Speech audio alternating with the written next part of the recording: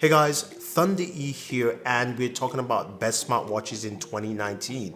And I think I've got a selection of smartwatches I think will fit you quite well. So let's jump in and take a look. So my very first smartwatch is the Samsung Galaxy Watch Active 2. Now the Watch Active 2 is so much more improved, great battery life, about 3.5 days in terms of functionality, which of course includes working out with a heart rate monitor and also having always on display. I like using this watch to work out. It's a great watch. The activities for working out is pretty easy to navigate to. The lack of a actual mechanical dial is not missed here because the digital dial works really well. I do like what it does. And I have to say though, Samsung Pay built in, this is a solid smartwatch and probably one of the best in the Android ecosystem. Now, a second watch here is the Puma smartwatch. This is one that is purely fitness focused. Now, it is running Wear OS and is using, of course, a Snapdragon Wear processor from Qualcomm. And this thing is focused on fitness, super light. It does have a 24-hour battery life. Now, I will pass this over to Board Femme because she spent more time with this watch than I have, and she'll give you her thoughts. Hey everybody, it's Board Femme, and what do I think about the Puma smartwatch? Well, as you can see, I got it in the fizzy yellow, which I love. It's a nice, very sporty color combination. I need a little kickstart and kick in the pants, but it was a nice change from my rose gold. So thumbs up on the color combinations. The weight of it is really a differentiating factor because it's very lightweight. So that is probably one of the biggest points, and I did fall asleep with it on last night. Let's see, well, it's a sports watch, right? Well, you don't have everything in the world thrown into it. It's not supposed to be your entire organizer, so they did change up what you are going to put, what is already loaded onto it as far as capability. So it's sports themed. So you've got Pure Track for Puma Track for your activities. You have Wear OS and Google Fit. So I'm really actually taking a good hard look at my heart points. So it's been very helpful, and that's really the first time I've dove into Wear OS by Google. And it's a great price. It's $275, and it's supposed to be ready and available on November 14th. So I think for the holidays it's going to be a great gift idea. So definitely check it out. Thumbs up from Board Femme. Bye. Now, there are a few other smartwatches that I haven't tried, but I do have friends who have. I'm talking about my buddy JV Tech T, of course Jaime from Pocket Now, and Issa to give you their thoughts on a couple of those smartwatches I think you guys should take a look at. The TicWatch Pro 4G LTE edition in this case does have a lot of features that make it a compelling smartwatch, but to be honest, the main reason why I would recommend this watch is because of its battery life.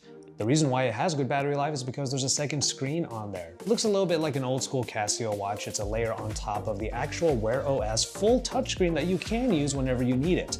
Now, let me give you a tip. Use the secondary screen as much as possible. Don't even have the watch come up and wake up when you bring your wrist up or anything like that. If you want to get the best battery life out of it, use the secondary screen as much as possible and only use Wear OS whenever you need to. On top of all of that, you do get IP68 resistance for dust and water resistance. You also get the 4G LTE capabilities, which allow it to be kind of like a smartphone on your wrist. So if you do want to leave your smartphone at home, you can just take calls using the watch. Also, you can connect Bluetooth earphones to it, so if you want to do those calls or to listen to some media via the watch, you could do that as well. On top of all of that, it's just a really sleek watch, considering everything that it's able to do. So the Fitbit Versa 2, aside from the fact that it looks still very cute with yummy colors like pink, it still has really nice strap options, plus a Bitmoji watch face. This new Versa is actually the most improved from all the Fitbit smartwatches. It has now an AMOLED display, it has sleep tracking, it has voice integration. What more can you look for in a sub $200 smartwatch? So what is my favorite smartwatch? I'd have to say that I've literally tried everything. Like, no joke, I have absolutely every single watch that's launched this year, and for me it's Apple Watch Series 5. It doesn't have the battery life of Series 3, but it has the functionality of Series 4. Sure, you have an always-on display, which sadly only means less battery life. It, I feel, doesn't end the day as Series 4 or 3 did, but still the added functionality is just hard to find. It takes fitness seriously, which I feel that most watches don't necessarily get it right. And by the way, my previous fitness watch was a Garmin Fenix 5, so it's not like if I haven't tried the best of the best. And yet the Apple Watch is that watch where if I want to go start a run, I don't even have to wait for the GPS to lock or anything. It just automatically does it somehow. It always gets it right. If I'm spinning, for example, I don't have to worry about my calorie count not working. It'll probably take it 30 seconds. Then it locks on and continues. And it's just the whole functionality of the watch phases. For example, the fact that the Meridian watch phase and others will give you so much information in just one watch phase. And even if you do have the option to be able to do that on Wear OS, the problem is that these modular smart watch phases are not necessarily as customizable as what you get from the complications on Apple Watch, period.